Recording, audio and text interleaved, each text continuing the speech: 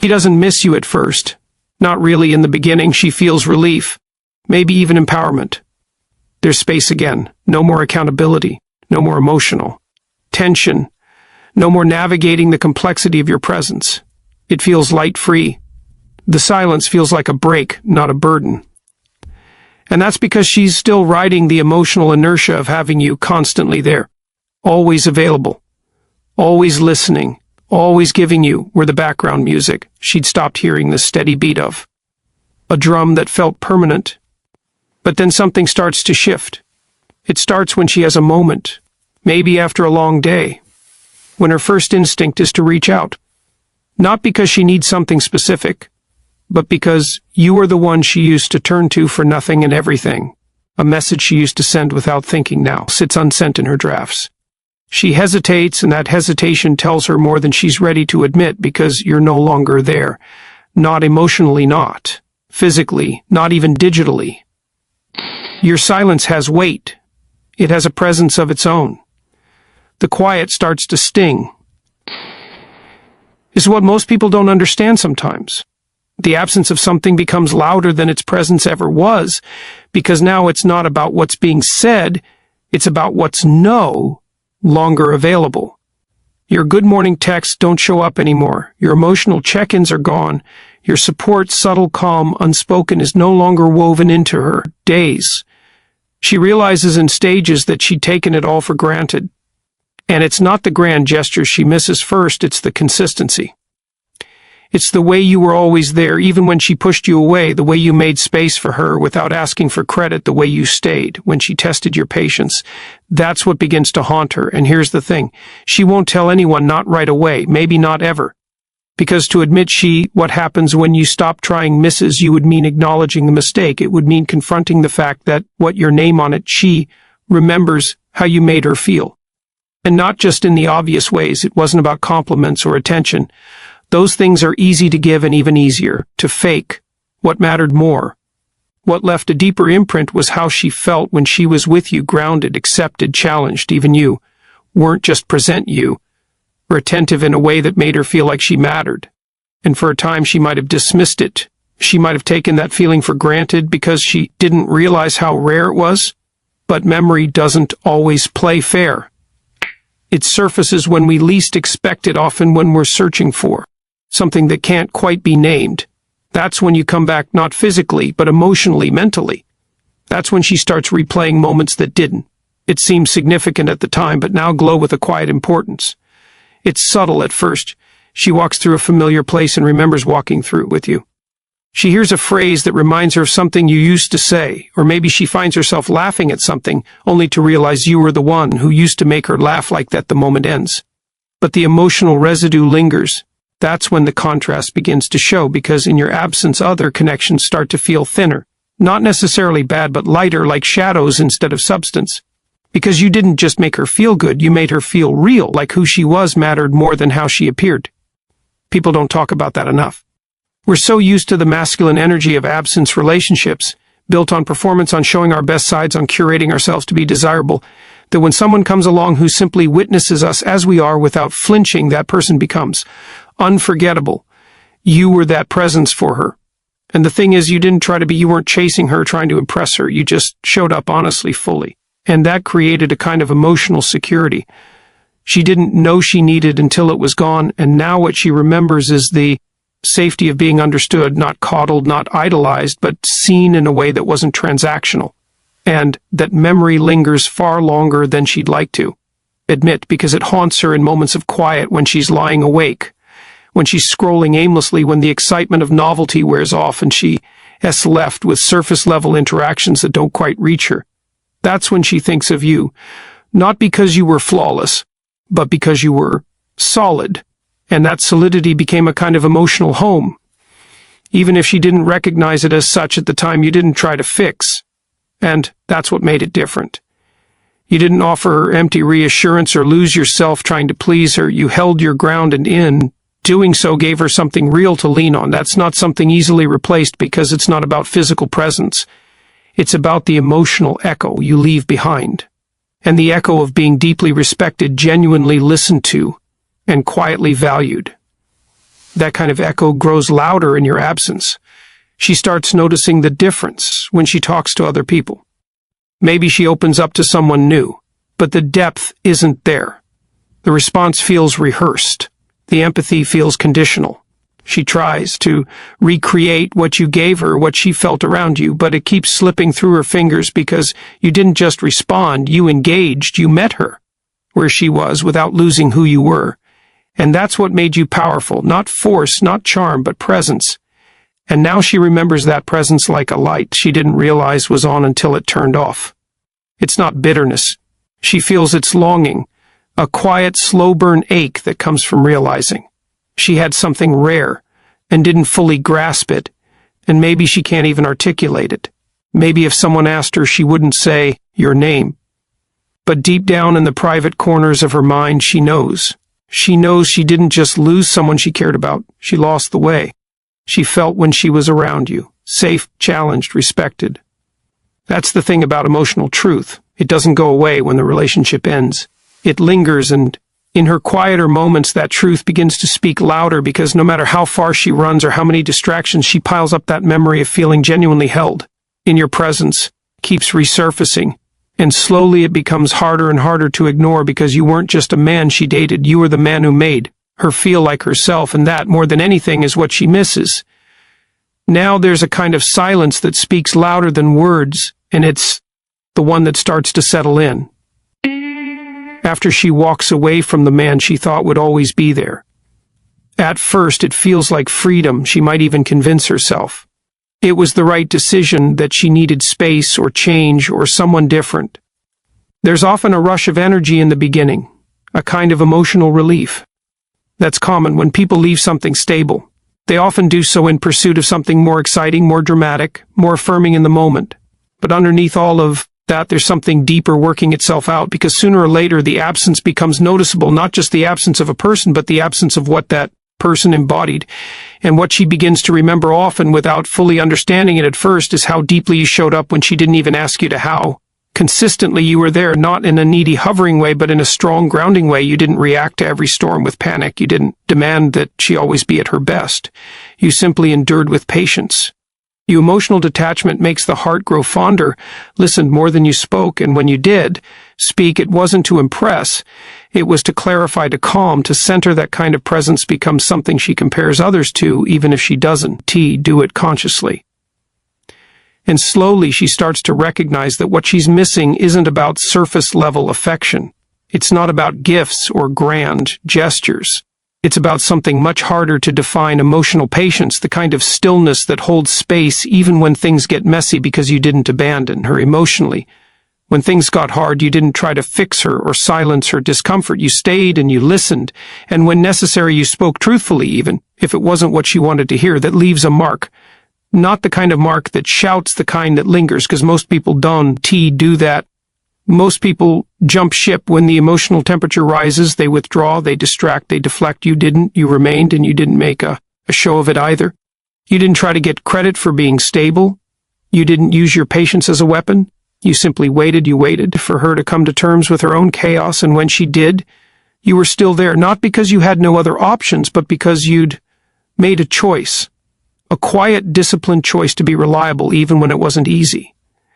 And now in your absence, that patience becomes glaring, because new people may seem exciting at first, but excitement is a shallow pond. It doesn't take long to realize how quickly it dries up under pressure, and when it does, she starts reaching backward in her mind, not because she wants to idealize the past, but because her soul recognizes something that her ego once ignored. She remembers the long conversations where you didn't rush to solve her. She remembers the way you absorbed her confusion without becoming confused yourself. She remembers the way you offered stability, not as a performance, but as an extension of your character. That memory becomes a mirror, because the men who follow often lack that inner stillness. They may be entertaining, but they can handle the weight of complexity. They fold under pressure. They take things personally. They make her feel like her emotions are burdens rather than opportunities for she once dismissed as connection. And in those moments, those deeply human moments where she longs to be held in something strong and Unshaken, she thinks of you not because you made her life perfect, but because you made her feel safe to unravel without fear of rejection. And that safety, once experienced, becomes something she can't unknow. She can't pretend she didn't feel it. She can't erase the emotional contrast it creates in every new connection, because you didn't just show up when it was convenient, you stayed when it was uncomfortable. You endured emotional storms not because you enjoyed them, but because you understood that love is forged in pressure, not fantasy. And that understanding, that strength, is rare. It's so rare that when it's gone, it leaves behind a silence filled with questions she can't answer. She begins to ask herself if she mistook calmness for boredom, if she confused stability with stagnation, if she underestimated the strength it took to simply be present with her while she figured herself out. And those questions start to erode the confidence she had when she left, because she begins to see that patience isn't passive, it's powerful, it's deliberate, and it's almost impossible to replicate once it's been lost. So when she finds herself staring at her phone, tempted to reach out but unwilling to break the silence she created when she lies awake at night, retracing memories that used to feel so ordinary but now seem irreplaceable, that's when the truth hits.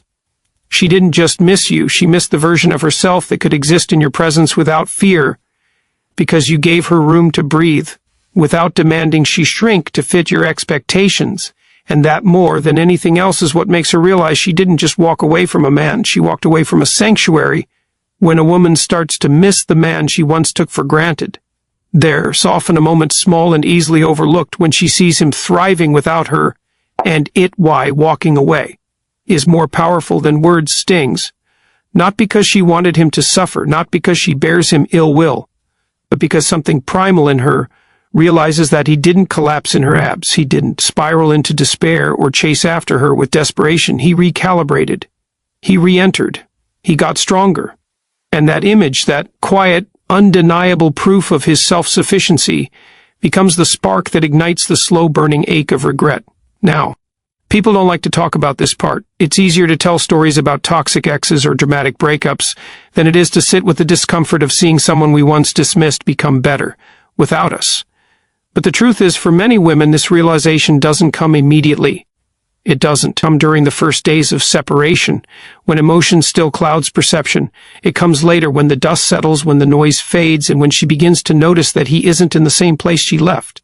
Because you see, when someone truly grows after a heartbreak, when they take the pain and convert it into discipline, purpose, and clarity, it sends a signal that's impossible to ignore. It challenges the narrative she may have told herself to justify the separation. It contradicts the subtle hope that maybe, just maybe, he'd crumble without her, because now he's not just okay, he's becoming more. And that contrast between who he was when she left and who he is now becomes a mirror she didn't ask for but can't look away from. And let's be clear here, this isn't about manipulation or posturing. It's not about pretending to be fine just to provoke a response. That kind of performance is thin and people can see through it. No, what she responds to is something much deeper. It's the authentic transformation of a man who faced abandonment and chose not to be defined by it. A man who didn't use his pain as an excuse to retreat into bitterness, but instead used it as fuel to rebuild himself into someone more resilient, more focused, and more aligned with his purpose. And she sees that maybe it's through mutual friends, maybe it's through social media, maybe it's just in the way he carries himself when they happen to cross paths. But she notices that he no longer carries that subtle weight of trying to win her back. She notices that his smile is genuine again, not forced, not brittle, but grounded. She notices that he's not trying to prove anything to anyone, he's just moving forward. And that's the moment it starts to get to her, because women are intuitive.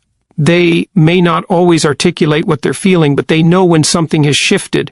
And when they see a man becoming more without them, they begin to question the decision to leave in the first place, not out of possessiveness, but out of the recognition that what they left behind was something far more valuable than they initially understood. Is a humbling moment. Because she starts to remember the quiet strength he offered, the patience, the way he gave without keeping score. And now in his growth, she sees that none of that was weakness, it was strength. She mistook for passivity, and the irony is brutal, because now that she sees it clearly, it's no longer hers to have, That's when the ache becomes real. And there's a reason that ACH is so persistent, because when a woman sees that a man has leveled up without her, she doesn't just miss who he was. She misses who he's becoming. She misses the future she could have shared in. And that sense of loss is more profound than nostalgia. It's a recognition that the story she wrote in her head no longer matches reality, that he didn't just survive her absence. He transcended. And make no mistake, this kind of man, the one who rises instead of recoils, becomes increasingly rare in her eyes, because once she's seen it, she can't unsee it. And that's the cost of taking someone for granted. You don't just risk losing them, you risk watching them become the best version of themselves without you. So when she scrolls through photos and sees that quiet confidence radiating from his posture, when she hears through the grapevine that he's doing well, not just professionally but emotionally, when she notices that the sadness in his eyes has been replaced with clarity and peace, that's when the missing starts. That's from neediness to self-mastery, when the weight of the decision truly lands, because she didn't just lose the man he was. She lost the man he is now and the man he's still becoming. It's strange how often we don't truly value something until it's no longer within reach. We all know this intellectually, but emotionally it hits like a wave when it finally sinks in one of the clearest moments that a woman starts missing the man she once took for granted is when she reaches out and he doesn't respond the way she expected, or maybe he doesn't respond at all. And that silence, that absence of eagerness on his part, speaks louder than any words ever could. Because here's the truth, when someone has been taken for granted long enough and they finally step away, something within them shifts. It's not just that they stop chasing, it's that they start seeing themselves with different eyes, and the moment they reclaim their dignity, their self-respect, their internal strength is the moment they stop being emotionally available to the person who overlooked them. And that's when the dynamic turns. That's when the woman who used to assume his attention was permanent begins to feel the weight of its absence. You see, it's not rejection that stings the most. It's indifference. It's realizing that someone who once prioritized you no longer orbits around your validation. And that feeling is powerful, because now she's the one wondering, she's the one replaying her messages, she is the one replaying the last conversation, trying to understand what changed. But it's not a mystery.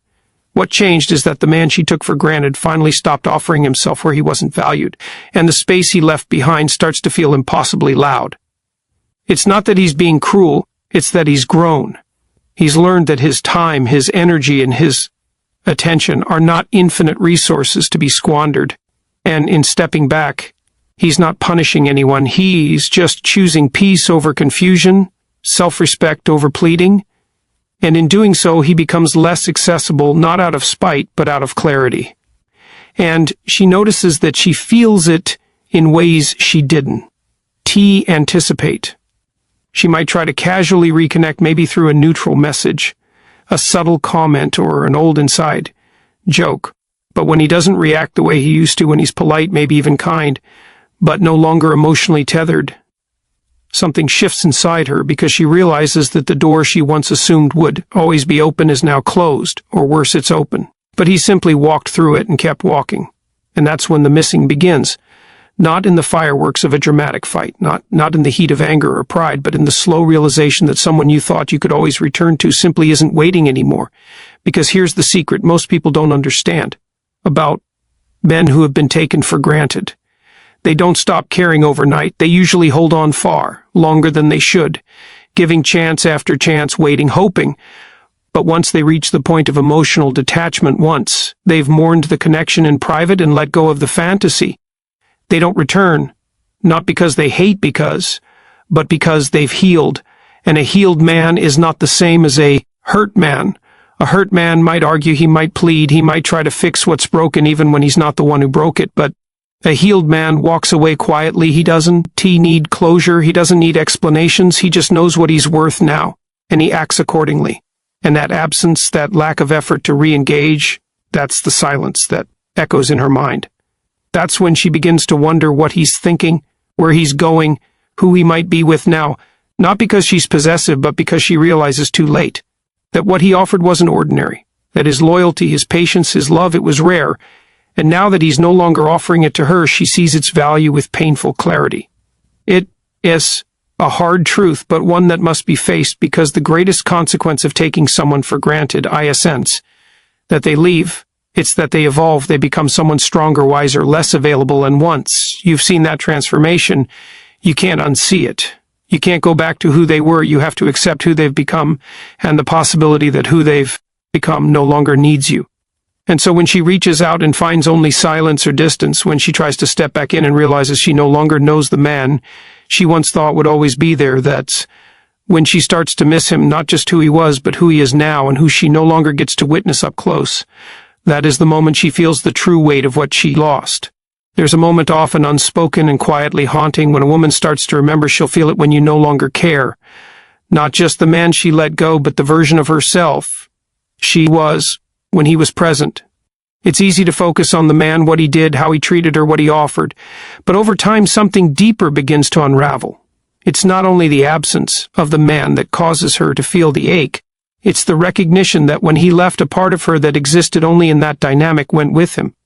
And that version of herself, the one who was deeply seen, consistently supported, who felt safe enough to be soft, doesn't show up the same way anymore.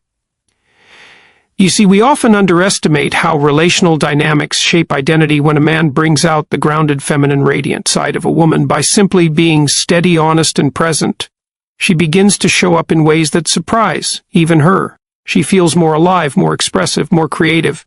Not because he completes her, but because his energy gives her the space to be fully herself. He's not crowding her. He's not controlling her. He's not demanding performance. He's simply there with clarity, with calm, with consistency. And when that kind of presence disappears, it leaves a vacuum, not just emotionally, but psychologically, because the environment that supported her best traits is no longer there. And over time, that loss begins to show not in the dramatic ways we often expect, but in subtle shifts. She's not laughing as much. She's not dreaming as freely. The sparkle, the sense of ease starts to dim, and it's in that slow, quiet fading that she begins to truly feel his absence, not just because she misses him, but because she misses herself when she was with him. It's disorienting because people will say, just move on, you'll find someone else. But it's not that simple. It's not about replacing the man. It's about trying to recapture a version of herself that only came alive in that specific emotional landscape. And even if she tries to manufacture it elsewhere, it often feels hollow. The connection wasn't about surface traits. It was about resonance, about the way his grounded presence called her deeper into her own. This isn't something that's easy to articulate because on the surface everything might look fine. She's functioning. She's busy. She's distracted. But inside she's grappling with the echo of who she was in his presence. Not because she lost her identity, but because she had briefly glimpsed her fullness and now it's harder to find. And this is why she begins to miss him in a way that doesn't make sense logically, because what she really misses is the internal harmony that his presence helped cultivate. He didn't fix her. He didn't save her. He didn't even necessarily do anything grand. He simply was. And in being steady, he allowed her to soften. In being consistent, he gave her freedom. In being rooted, he gave her permission to rise when that's gone. She can try to numb it. She can date casually, keep herself busy, convince herself it wasn't a big deal, but the body keeps score. The heart keeps track. And eventually, when the noise quiets, she starts to feel it again, not as a loud, dramatic pain, but as a soft, aching nostalgia, a longing for the version of herself that felt most alive, most seen, most secure. And that's when it hits her, not just that she misses him, but that she didn't fully recognize the value of the final words. Let her miss the man she lost, space they shared. She may have thought he was just another good man, but now in retrospect she realizes how rare that energy was, how it made her better, how it brought out a grace of rhythm, a lightness she struggles to find without him. That's the turning point, not when she misses his jokes or his presence or even his love, but when she misses who she became in his presence. That's when the depth of the loss becomes real, because she didn't just take him for granted, she took for granted the sanctuary that existed between them, the unspoken understanding, the enforced flow, the sacred ground of mutual respect. And by the time that realization settles, the door has often already closed, not out of cruelty, but out of necessity. Because the man she once knew has grown. He's not angry, he's not bitter, but he's no longer reachable in the way she remembers. He's evolved too, and just like she can't find that old version of herself, she can't easily return to who he was either. So the longing persists not for a person to come back, but for a version of life that felt whole even in its simplicity. And sometimes that's the most powerful kind of missing there is, it's not loud, it's not messy, it's quiet, it's internal. It's the kind of ache that reminds you how deeply someone touched you, not just by being present, but by allowing you to be fully, beautifully, unmistakably you. And by the time she feels all of that, she knows she didn't just lose a man. She lost a mirror.